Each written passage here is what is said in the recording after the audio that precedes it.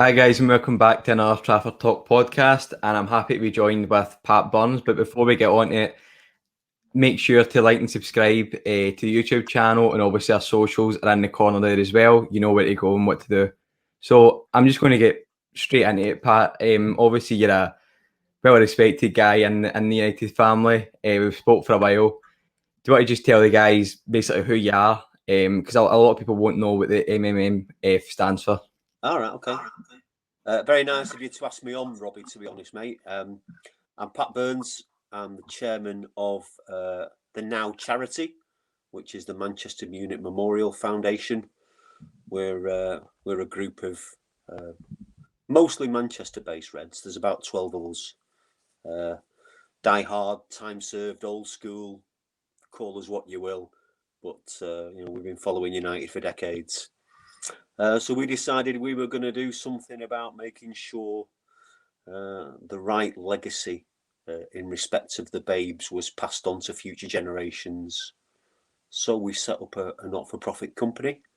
Now we've got charity status, and we do work in Manchester, Munich and Belgrade to remember the Babes in those three cities that are linked. Yeah, obviously, I wasn't alive whenever you probably started all this, but I obviously do try and still take into account that we do have probably older fans and guys who do tune in. So I think it is obviously quite good to bring you on, bring a completely different look compared to what I do. I mean, I know you've tried to help me out with a couple of things, find Burns as well. The old Manchester United player, I'm still yet to find him, but yeah, hopefully we'll get that sorted. But anyway, I just want to get started and ask you a couple of questions because, I mean, I think probably our views are quite different whenever it comes down to this, and we have spoke about it, and I just want to obviously hear about your reasoning for not watching the games. It's probably why you've got me on here, isn't it? Because it probably makes quite a good video. Something that I can't agree with you on. But everyone's different, I suppose. So I quite like to hear what you've got to say, mate. I don't think I've spoke to anybody who actually holds the view I've got. But to be honest, and I say this to people, no matter what your view is, it's your view, it's your opinion, it should be respected. So when they stopped football in March and we were in the middle of this health pandemic, it really affected me. I was due to retire, and when I saw how, and I don't want to be too political, but the government and then I looked at Sky Sports, the Premier League, football in general, how they were really pushing the need to get it back. And I associated it in my stupid Mancunian head with this desire to get Liverpool their first ever Premier League title. So there was an element of that. But it was more about, why should we be playing football when people are dying? When people are being put into care homes and the NHS are being overwhelmed and people can't see the families. I just didn't get it. And I thought, well, it's not for me. I'm not going to watch it. I'm really not going to watch it. And I didn't watch a minute of it that last season's Premier League. And as we've continued through the summer, and I still haven't watched a minute of the new season either. I mean, I'm on Twitter and I speak to all my mates and I follow loads of Reds on Twitter, and I see all the angst and the grief and the Love United, Hate Glazer crew and Ollie in, Ollie out, team selection.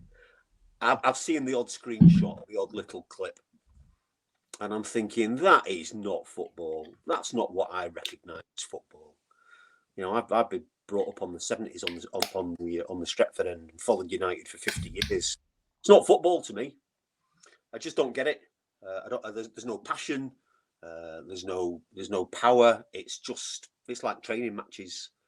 And then when you sort of put the VAR controversy over the top of it as well, where every little thing is being microscopically analysed to death, with the most crazy decisions being taken, I find it laughable. And my own club, Manchester United, you know, they were part of the clamour to get it back going again. And I understand that they're a business. I understand business, but it's just not for me. I can't bear to watch it. I don't mind people watching it. I'll listen to what they have to say, but I don't get upset about it. It's, you know, if Manchester comes out of tier 3, in fact, they're going to be announcing the new tiers today, aren't they? And we start to get fans back as we go into tier 2, and as we start to get the vaccine rolled out and fans can start to go again, then I will start to go. But you see, lads like me, I'm 60. Lads like me, it's more about seeing your mates for the day as well as watching United. That's what I miss most. But when we're allowed to go back, I will go back for sure. But it's not right at the moment, not for me. And I don't know anybody else who kind of holds that view. It is a bit weird, really, but it's just the way I feel. I mean, obviously you're entitled to your view, and I'm not for one to tell you what to do, but personally, I wouldn't do it. I watch the United games, obviously. Try and get, obviously, I'm from Glasgow. I do have links in Manchester as well, but I do try and get down to the games over the seasons.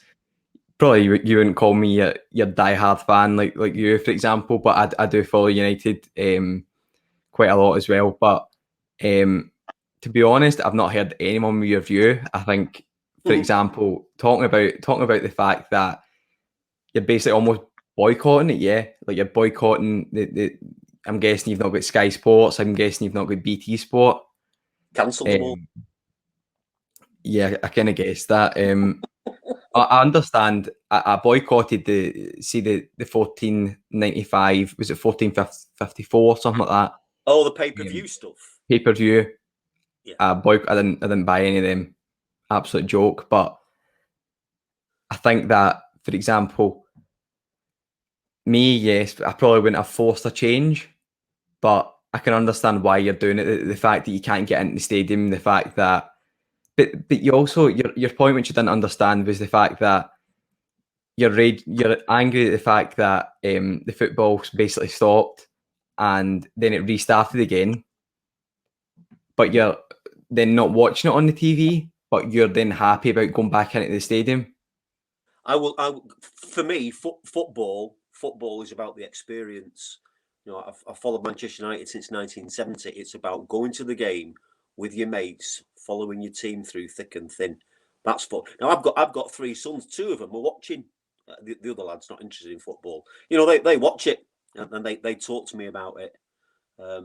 Doesn't mean that I don't love Manchester United, and doesn't mean that I don't end every day of my life working on something to do with Manchester United. So, you know, the passion is still there, the pride and the love is still there, but it's not being given back to me through football. It's still me.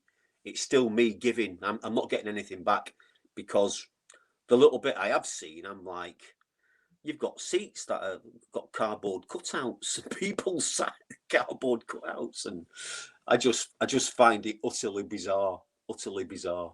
It's just me. So, do you think that you'll then just go back to every game? I'm guessing you go to away games as well. I don't go to every game. No, I'm not a season ticket holder anymore. I just go to games that I fancy going to. So would you go to those games then? Let's say whenever let's say we do go into tier 2, sorry, and fans are allowed back. Yeah. Will you then go to each game? Will you then watch games on TV that you miss? Or I won't be going, because I firmly believe there are thousands and thousands of United fans who are more deserving to sit in Old Trafford than me. People who follow them all over the country, pay thousands of pounds each year. I used to do that. I don't do it anymore. So, you know, I don't see myself as some kind of a special case. I will go back when we've gone through all the tiers. There's a proper amount of fans there. Maybe away fans can come.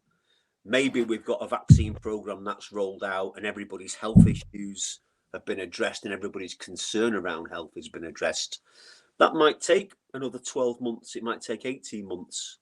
But, if that's what it takes, that's what it takes. In the meantime, I will still do what I do on behalf of the foundation, the charity, and work very closely with Manchester United when I do that.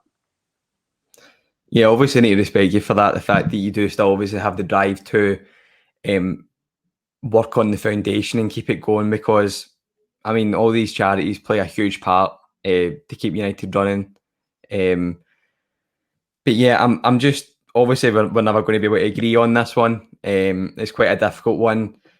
Well, I'm pretty sure. Okay, people don't always have to agree, Robbie, do they? I mean, No, I do see an awful lot of people who, and I don't know whether it's the extremes of social media or whether I'm just an old sod, but people don't seem to understand that people do have different opinions, and you get people who are shouting all the time.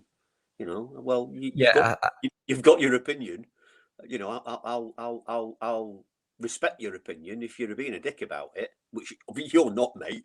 But if someone's being a dick about their opinion, I'll still respect their opinion, but I'll just go, well, you're not someone I'd go and sit down in a pub with and have a pint. So there you go.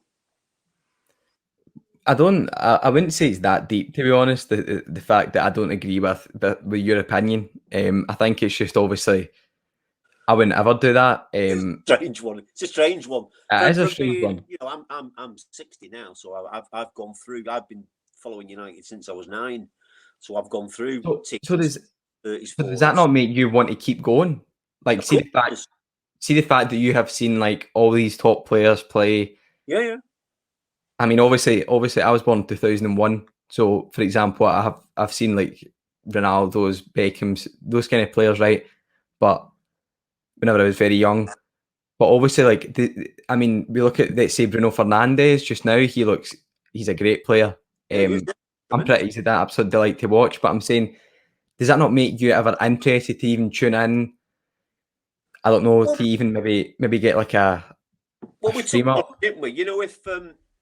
If at some point in the journey to getting fans back into the stadium, there might be a tipping point where I feel what's being, because it is a product, it is a business. What's being served up is something that gets me going again, makes me want to have that. Yeah, I want to be part of this. I want to see this, rather than just listen to people talk about it. So there might be an element of, when they're moving into, 10, 20,000 being allowed in the stadium for a decent atmosphere. Yeah, I might go, right, now's the time. I'm going to go back and watch him, on the telly. I'm not saying I'm never going to watch him again. Obviously not. But me going personally, the whole health situation has to be addressed, people's safety. And, that's just the way I feel about it. Regardless of my own personal health issues, I wouldn't want to go back if that resulted in, fellow United fans becoming poorly or even losing their lives. That would be too much for someone like me. No, definitely. I think that. We obviously seen some fans back in the stadium over the last couple of weeks. I'm sure. Not a lot, but it's still a start. And I'm guessing it's safety measures are in place. I don't think there's any issues. For example, I support a team as well. My local team, very very small team, Airdrie in Scotland. Yeah, and I think they're a third division team, and we've got a 10,000 seater stadium. Just a brand new stadium, and I'm not even kidding, mate. They get about 1,000 fans per game. Right. Like how can that not work? Do you know what I mean? Of course. But then you look at Old Trafford, for example, state-of-the-art stadium. We've all been there. Great atmosphere. But surely they can just cut the capacity over this time. See if everyone is socially distancing, but then you look at it maybe from a further back point. Does it then mean that people meet outside for a drink? Exactly. Does it then mean they'll go back to one of their pals' houses? Exactly. It's a difficult one. And whenever I was looking in the stands, I was watching the Fulham Man City game, which I guess you weren't watching either. No, sorry. Yeah, was it Man City? Liverpool. It was. No, if they were And playing outside, I wouldn't open the curtains, mate. it was, well, it was a draw, so I was up celebrating. And it looked like very young fans, like younger than me, and very old people, like in their 70s, Yeah. 80s. And I'm like, maybe that is an aim for them to try and keep those kind of age groups rather than like your middle aged kind of man who probably would go to the pub. I know that's obviously a stereotype from me, but anyone who wants to go to the pub, any guy my age who would go and have a drink as well. Yeah, what I do think is that the clubs are suffering, not just Premier League clubs. I mean, Championship and below, they are suffering. They need fans back, and football as a grassroots sport in this country needs to get back on its feet. So I'm pretty sure, that they're going to be watching very closely on these trials in Tier 1. Tier 1 can have 4,000, Tier 2 can have 2,000. If that goes well, and you don't see any spikes, and people aren't travelling the length and breadth of the country to watch a game of football, they are localizing it. You can see that businesses, chairmen, they're going to be getting on to the sports minister and saying, come on, now's the time to start slowly ratcheting up the numbers. And that'll run in parallel with test and trace, it'll run in parallel with vaccination. But behind it all will be what I perceived was happening in sort of May, this mad push to get football back at whatever cost, regardless, no matter what was happening in wider society and with individuals and communities. So I think we'll get back to that. They can't survive without income, without fans, and football as a game can't survive without fans. I know the lads at Stretford and Flags. I know the lads at the Red Army. I've seen that banner they've put up. Football without fans is nothing. That's a quote from Busby. Actually, an original quote from Jock Stein, but Busby said it as well. And it's true.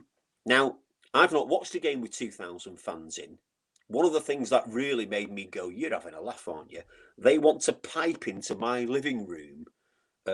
Crowd noise. No way. It's like I think it's quite good. It's like canned laughter.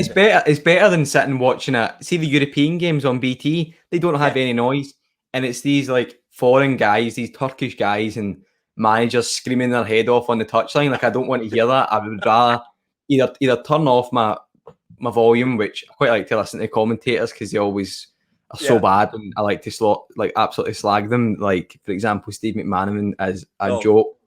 Get them off my screen. But I mean, you from that, I'm just like, for example, see the Istanbul Başakşehir game against United. It was these ultras outside the stadium, and it's all you heard the full game, and it was just like kind of spikes of noise. Whereas I would rather honestly have a fake noise over it than that. Okay. Yeah, I'm not saying it's amazing. But the natural noise of 2,000 fans may be something which, if I analyze the reaction on social media and people start talking about that might be a trigger which makes me go, all right, okay, well, that's one concern I haven't got anymore. At least fans are there watching, appreciating, supporting, criticizing, whatever they want to do. But I think slowly as the numbers ramp up, I can see me going, yeah, I'll switch the telly on and watch them again. I'll wait for a while before I commit myself to stepping back in Old Trafford, to be honest. No, it was actually better seeing fans. Obviously, they were behind the goal. I think it was just two sets of Fulham fans as it was at Craven Cottage. All right, and it was quite a good setup. Plenty of stewards, distance, and it was quite a good noise as well. No fake crowd noises or anything like that. That's good. That's good. Bit of atmosphere. It was quite a good game as well. But yeah, back to United, obviously. And I want to ask you just another question on, obviously, what we're on here to talk about, basically. And it's like, what needs to change for you? Is it like fans, or like the way we look at United, the way that basically what happens? I was going to ask you later on about external factors, so possibly the board, the club. But now I just want to kind of focus on fans. Is it a fan issue. What in terms of the atmosphere at Old Trafford? I mean, we can talk about that if you want, but I was mainly talking about the fact like why you're not willing to why you're not in. I'm trying to word this correctly without possibly offending anyone. Like, why are you not along the lines with any other United fan who want to get back into the stadium as quickly as possible? I mean, obviously, I can understand the fact about your health. I That's fair enough, I do want to get back into the stadium. I want fans to get back into the stadium. Yep. I want it to be safe for them. That's the big thing. I mean, you know, it's a really tough one. I can see people getting enjoyment from it when they win. I can see them having, you know, kitchen floor meltdowns when they lose. And we've all been there. But yeah, I keep coming back to football. As far as I'm concerned, having played it and watched it for many years, it's not the same without fans. I do want to get back. I want United to get back. You know, when we get fans back in, I really want to see an explosion of passion, of desire, of people who have had something taken away from them, which they've lived with all their life, and they are so glad to get back that you can't hear yourself think when you're in Old Trafford. That's how it should be. When I was a kid, we used to queue up at 11 o'clock at the Stretford end. They'd open the gates at 12. We'd be on the Stretford end from just after noon until the 3 o'clock kickoff, and we just entertained ourselves. And then right throughout the game and thereafter, I'd love to see that sort of passion coming back. Rather, what I think might happen is that there might be an initial upsurge where people are so pleased to be back that they might just settle back down into how things have been. Now, you know, I work very closely with the Red Army, the singing section, and you know what those guys are doing is laudable. It's brilliant. You know, they're trying so hard to bring a proper atmosphere back to Old Trafford. So, for you know, my biggest wish would be when the thousands start rolling in, don't just sit there with a GoPro on your head and a picnic hamper on your lap, you know, and watching a game through a phone so you can record it. Get on your feet, start supporting your club, start singing, start making some noise, start letting that team know that they are loved and missed and cherished, because those boys cannot be feeling good about themselves when they run round a football field to an empty stadium. It's just not right for them. So, you know, I've still got the passion, still got the desire. I have to just temper it with my own personal circumstances. See, like, I feel as if you do obviously have quite a lot of passion. I mean, obviously, I haven't spoke to you like in this kind of format before, and kind of your views and from what you said to me, I was expecting a much more like kind of far away from my views. Like, obviously, I want that as well. I want the fact that everyone will be back in the stadium. I think I don't really agree with that either, to be honest. The fact that people are sitting on their phones during the games and constantly tweeting throughout the game. I think it's different being on your phone during the game whenever you're sitting in your house.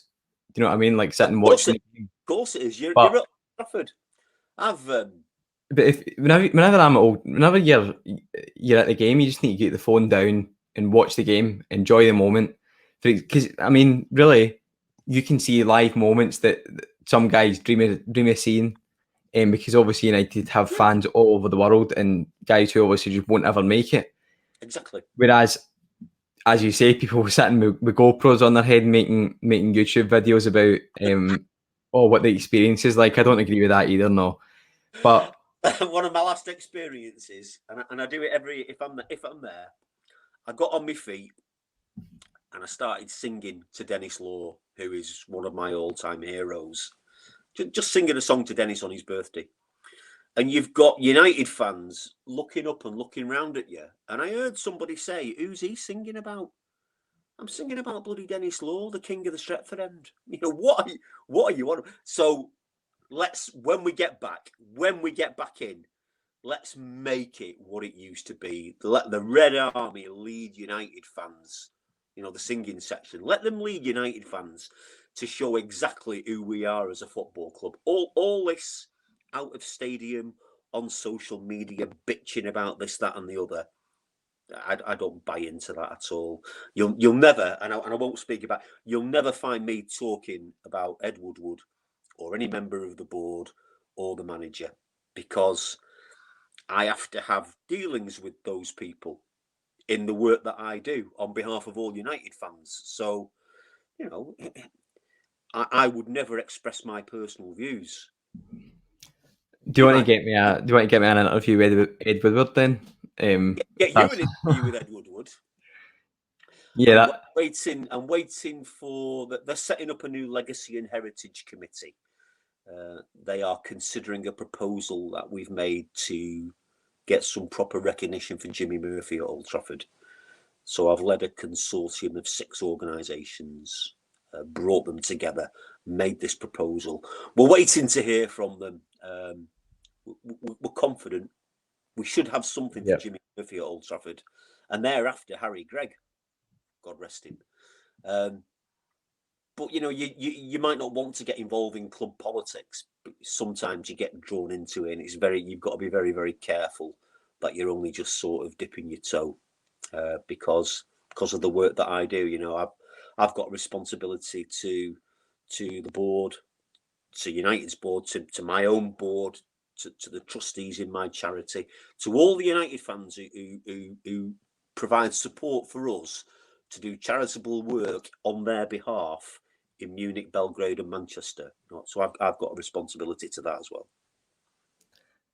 Yeah, I can't argue with that. And for example, obviously Trafford Talk, we are here to talk about personally, I myself host guys like you, like just anyone on Twitter, really, Instagram, Facebook, whatever, whoever wants to jump on, and just share their views, not about the previous match, about United in general. Oh yeah, and not anyone has had the exact same view, and that is why I do enjoy doing this every week. I have an episode up every week, and that's what football's all about. That's what it's all about. It's all about opinions. My opinions are, I can obviously say a lot more than what you can about the board and the club. Obviously not saying that you would want to say anything about them, but it's just the fact that we've got the platform to do that. We've got guys who sit and do like an hour-long preview and match review. I don't know if you've seen any of our videos, mate, but one of the guys who does the preview, Ahmed, he went on for the review as well and just sat down. Absolutely, just anger came out whenever it was whenever we lost against Leipzig and get put out of the Champions League. Obviously, I guess you've heard about that. You do just see the raw emotion. Could I have come on that night and sat and spoke about United? Definitely not. I wanted to roll up the ball and forget the Europa League even existed. But yeah, I'm going to just move on. That's obviously kind of put me off my next question, and I was going to talk about the external factors, kind of to your reason behind the full thing that you're coming on. And I'll go into in depth about the external factors that I was thinking of. I was obviously thinking about like your reasoning for not going and not watching United. All right, okay. Because I was going to talk about, let's say, I was going to say possibly the board, possibly the manager, possibly the club in a whole. The philosophy is possibly going a different way, or is it due to the lack of football ability, possibly in the players? I can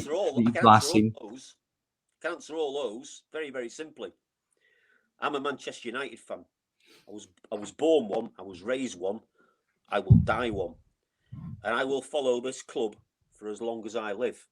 Now, I've been through some terrible times, when we saw the decline of the '68 European Cup team to being relegated in '74. That was bloody heartbreaking, absolutely heartbreaking. And then we had a great year in Division 2 and came back in, and we became a cup team right throughout the rest of the '70s into the '80s until we won the Cup Winners' Cup in '91. And then Alex has come and we've kicked on. So, I've known bad times. I don't get embroiled. I don't get embroiled in all that. I see it and I think, bloody hell. You know, at the end of the day, you've got to understand that football is a business.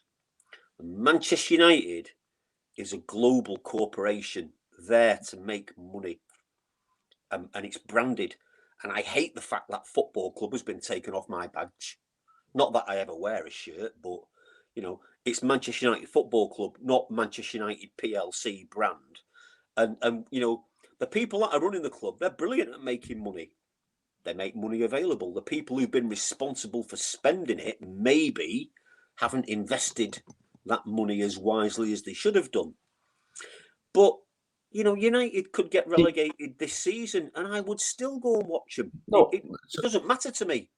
no, so would I. It doesn't matter to me either. The fact that, oh, if we get relegated, if we don't do well, I'm going to stop supporting United. That won't ever happen for me either. But the fact is, surely you can look at this club and think there's a lot going wrong. Yeah. I mean, you look at the money that we are spending in the market, but we're buying these players. We bought Alexis Sanchez, who came for what, 250, 300k a week. Just a knee-jerk reaction. Same with Fellaini. Knee-jerk reactions. These are some of the bad decisions. You know, football's moved, hasn't it? It's even moved on since Sir Alex Ferguson was there. I do think Ollie needs a strong number 2. I don't see him getting much. You don't know what happens. See, you don't know what happens in the background on the training pitch. You don't know what Carrick's like. You don't know what McKenna's like or what Phelan's like. I can't imagine Carrick being a very like outgoing individual that you do kind of need for a manager. Not outgoing, but just someone who can like bring something different to the table. I feel as if Carrick's kind of almost there because he retired at United. But I think he could be a coach. Yes, I know obviously he is one just now, but yeah, he seems to be very high up, which does baffle me, the fact that probably 101 other people who would suit the job more. Well, I think the missing link, the missing link has got to be the disconnect between the dressing room and the boardroom. That there's got to be someone, a director of football, who's on the board, but who is a football man through and through. Businessman. Yeah, not just a businessman, no, but he's got to understand business for sure.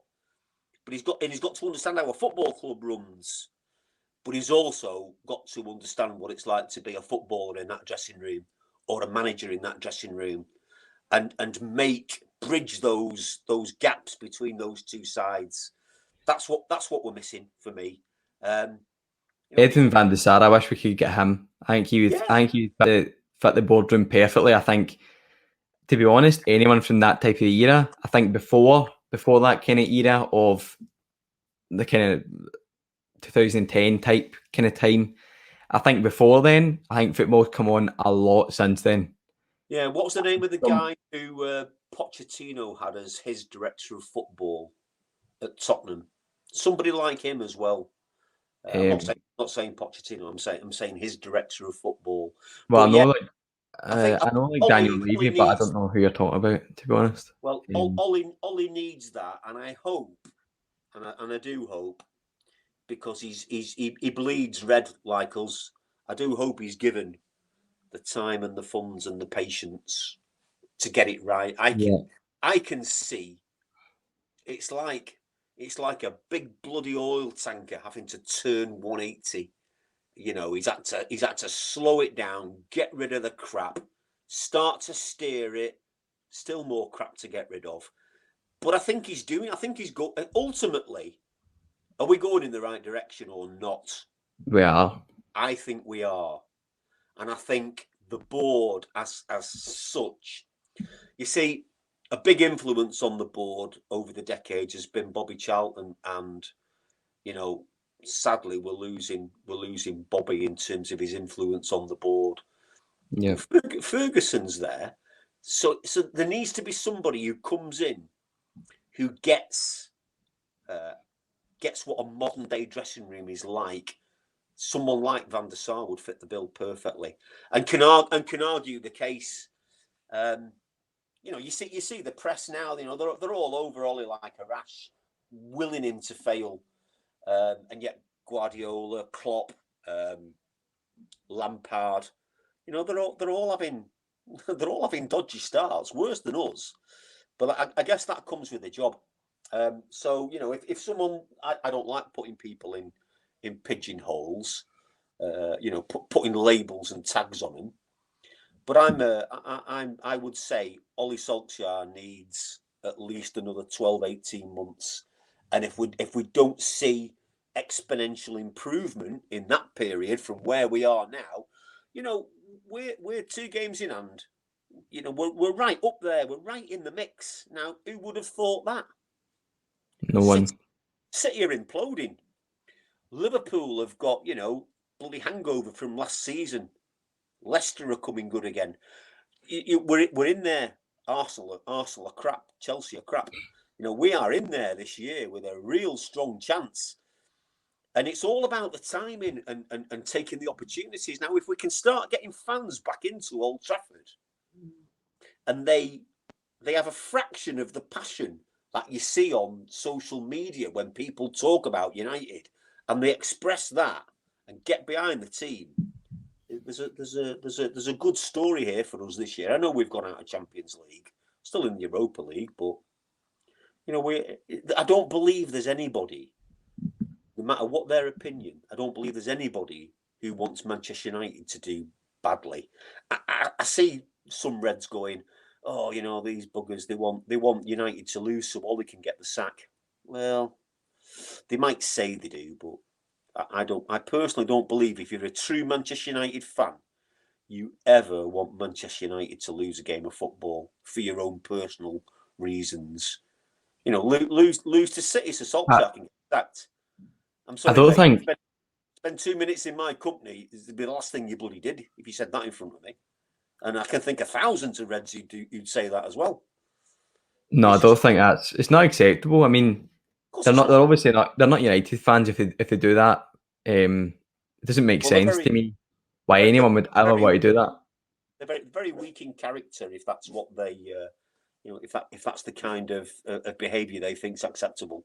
It's not. If you're a supporter, you support the team, win, lose or draw, and you want what's best for them all the time, every time. Yeah, I think just going back, obviously you spoke about a couple of points there, and going back to your point about like about Ole, for example, and the fact you said he's probably give him another year to 18 months. Yeah. I need to agree with you on that. I think he's not been given enough funds for me personally. I'm not talking about your views.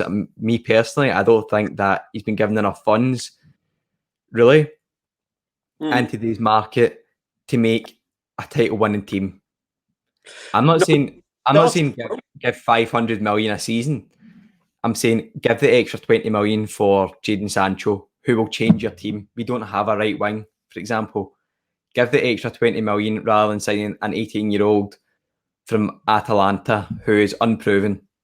Yeah, it baffles me the fact that certain deals seem to go over the line, and then we're signing Cavani, I think he's 33, for probably it'll add up to about Sancho's wage as well.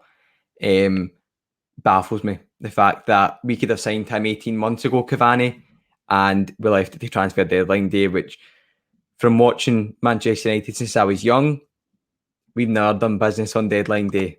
Looking back to Sir Alex Ferguson and David Gill. It was all done early.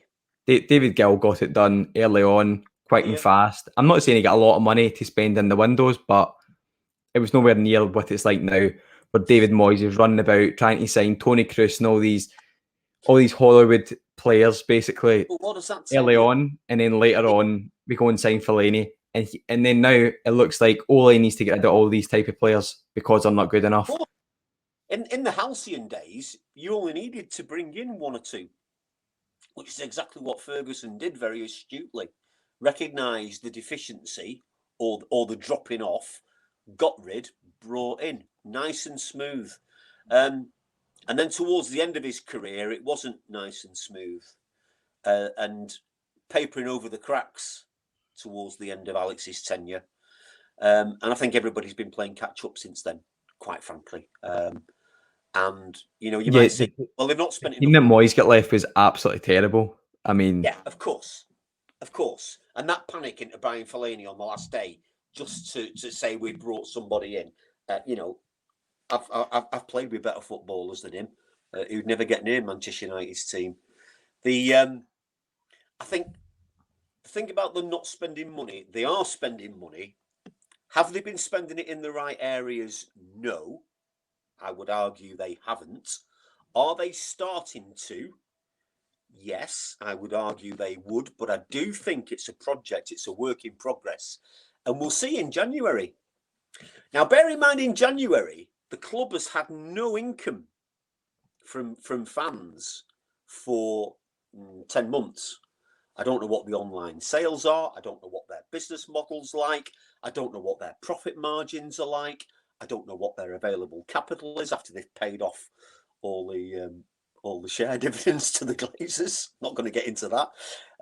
But you don't know how much money is available. And then even if you knew what was in the pot, then you've got to listen to your manager and your coaches, and they've got to look at the whole squad and look at how it's behaving and performing.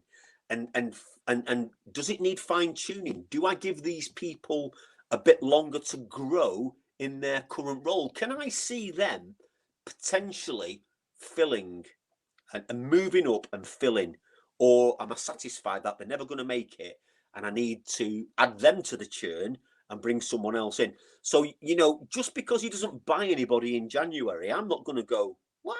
Why are you not spending it? Do you know what? We have views, but they are layman's views. We don't have the knowledge and the insight and the experience of what it's like on a day-to-day basis working with a squad of 25, 30 players. So, but I would certainly hope that when fans are back in and money's ticking through the tills again, that come next summer, there would be, these are the final moves now. You're getting rid of, the Phil Jones. Does he need to go? Who are the key pieces that you need to bring in? I was doing a show with Ben only recently, All for United, and we were speaking about the Busby Babes, as you might imagine I would be. And we spoke about two players, Harry Gregg and Tommy Taylor. And even going back 70 years, United were behaving like that. They were bringing their own players through, and where there was a specialist need for a quality special player in a position, they brought them in. Taylor and Gregg being the sort of last two before the Munich air disaster. And that's what we need to get back to. We need to get back to having a quality balanced squad that needs tweaking every year, one or two. I'm not going to die in a ditch if Solskjaer doesn't get any money in January.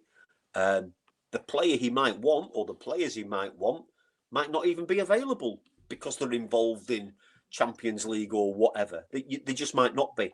But you'll see a whole cacophony of abuse being thrown around because United haven't spent money. Solskjaer's not doing. Do you know what I mean? If you take a reasonable, balanced view of a work in progress, a painting or a jigsaw, let's say, are you making progress? Can you see by a future date how far will you have got in your project in terms of its delivery? That's the kind of thinking that I have when it comes to those kind of things. Yeah, I don't think that, to be honest, mate, I think you're quite naive in this sense. The fact that see the way that you basically said that United will possibly, after the pandemic, let's hope it's away soon, we'll be able to recoup money and use it, as you said, to get rid of Phil Jones and players like that. I think, honestly, we need to wait out their contracts, most of them. But then you look elsewhere and you look who we're going to bring in from that side. Even before the pandemic, we've been bringing in the wrong players, and players who don't suit the system, players who aren't the manager's number one picks because the club don't want to budge for a certain amount of money, but then they go to another player and buy the second target for slightly higher because it's towards the end of the window. And the amount of times I've seen that recently, it's annoying. Like, I mean, for example, I think we waited out Bruno very well, but you also need to remember there was no other team in for him. And I think we'd have been in for a really tough time Quite if there amazing was. really, when you think about how he's been performing. Quite amazing nobody wanted him. Well, what would you do if you were Solskjaer? What if I was to sign players? Yeah, Who, and if you weren't being allowed to, if there wasn't the money there, what would you do? Would you? I would leave. Would you? You would call out the board of the team that you absolutely love to the bottom of your heart and walk away. Yes. Would you? Yeah. That's a hard call It's to make. it is a hard call to make, but you also need to look at it and you think Ole Gunnar Solskjaer is a guy, and you need to obviously know that he's respected. And as a manager, you need to look at it as well and think, if I'm not getting what I need, I'm going to get sacked in a couple of months anyway, and it'll go down a lot worse. I just don't think that for someone who has got a lot out of players, certain players, you look at even Marcus Rashford, Martial, who I don't think is really up to standard, but Ole still has brought on, Greenwood as well. You look at these guys and you think he's clearly got the ability to work on players and make them better. So why not trust him with the money Couldn't agree in more. the market? Like surely Ole is sitting just now thinking, why am I not getting my number one targets? I've proven that I'm able to develop players, nurture them, and bring them up. We don't know what Cliff Beattie and Ed Woodward, Charlie Brooks, people like that from the board, Richard Arnold. We don't know what they're saying to Solskjaer, do we? We're not privy to that. So you would sit and be the manager, even though you're not getting any resources that you need personally. Oh, I didn't say that. I would be determining the relationship, the dynamics of that relationship, and whether I had trust, because I believe there was integrity involved in that relationship and they were behaving with integrity. So if they were saying to me things like, look, I know you want Sancho, but we haven't got the money. Simple as, we haven't got the money. But that's the thing, though. They do have the money. They're spending it elsewhere on younger players. For example, they bought Amad Diallo for 30 odd million. He's 18 years old and played 30 minutes of football, professional football at this point. Right.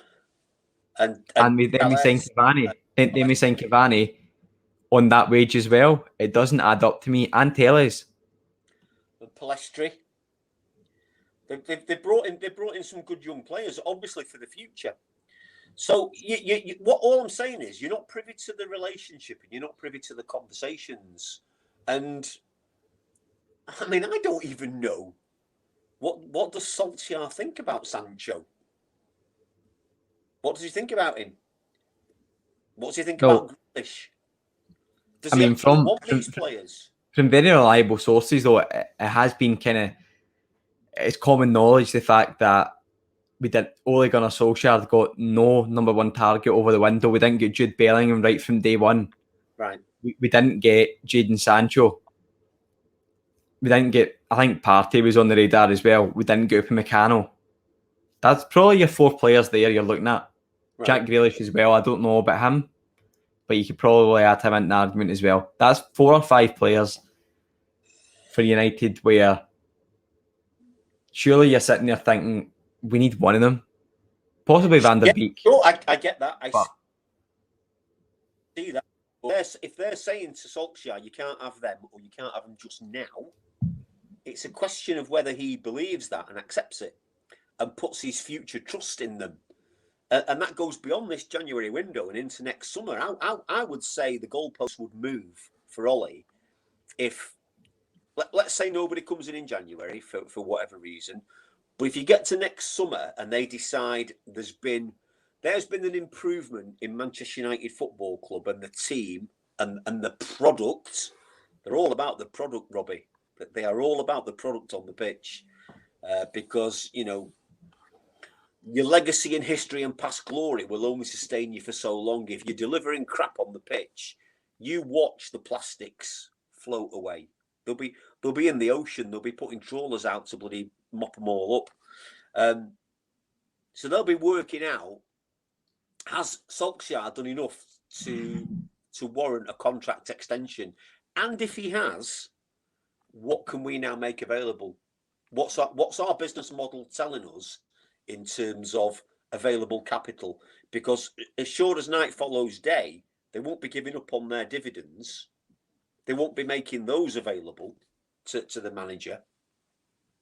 So there's got to be short-term, medium-term, and long-term vision in the strategy here, and they've obviously got a strategy. They'll stick with Ollie until a tipping point comes where they don't believe they are going to deliver their full strategy, and and he might be the instigator of that tipping point. He might turn around and say, "You've not done right by me. You don't know."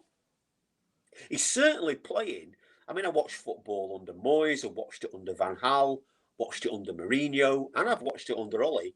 And he's certainly playing far more attractive football than any of those men. If we're looking for the next up and coming German manager to come, the next Klopp, who's to say we can't have a top class manager who's already played for us in Solskjaer? And I don't like it when people question his pedigree as a manager. He's been playing for one of the best clubs in the world under the greatest manager in the world. So are you telling me he's not picked up stuff from him? Of course he has. And when he's played for Norway, who've remarkably overachieved as a small footballing nation, he was a big part of that. He's going to have enough about him. Otherwise, why would they have given him the job? Just to appease people. I think people do obviously say that about, he managed Cardiff to relegation and he gets sacked at Cardiff. Then obviously you need to look at his success in Norway, which isn't a top league, but he's still done it. So yes. And then he came at United and he did deserve the contract. Most United fans wanted Ollie in at this point because he basically won every game. Like, how can you not give him the job? How can you not give a guy that job? Yeah, it is crazy to me. And I think that's us covered absolutely everything we could talk about. Pat, it was great having you on, mate. You're always welcome. But I doubt you'll be on any match reviews anytime soon. Not until fans are back, mate. But that'll be interesting. That'll be interesting if you want to come on whenever. I'm pretty sure a lot of people would want to hear.